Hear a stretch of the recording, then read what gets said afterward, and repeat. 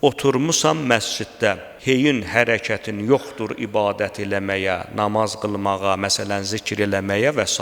Ancaq düşüncələri yüklə Allah və onun qüdrəti haqqında.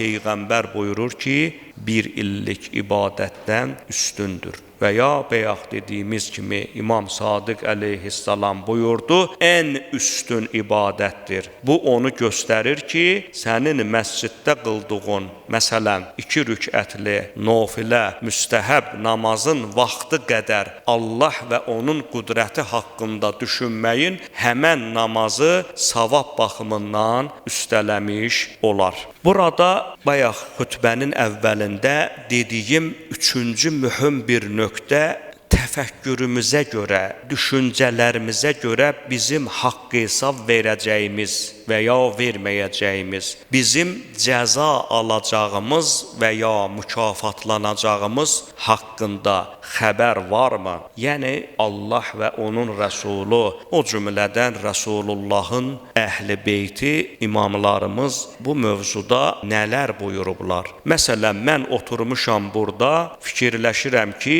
keşkə, məsələn, imkanım olardı, filan kəsi həccə göndərərdim və ya onun filan müşkülünü həll edərdim və ya filan kəs xəstələnib, keşkə fürsətim olardı, gedib ona baş çəkərdim və s. Bu kimi xoş niyyətlərimizə görə, görəsən Allah bizə mükafat verəcək, yoxsa yox və yaxud nəuzu billah, nəstəğfirullah, fürsətim olardı, filan kəsin evini yıxardım, yandırardım, öldürərdim və s.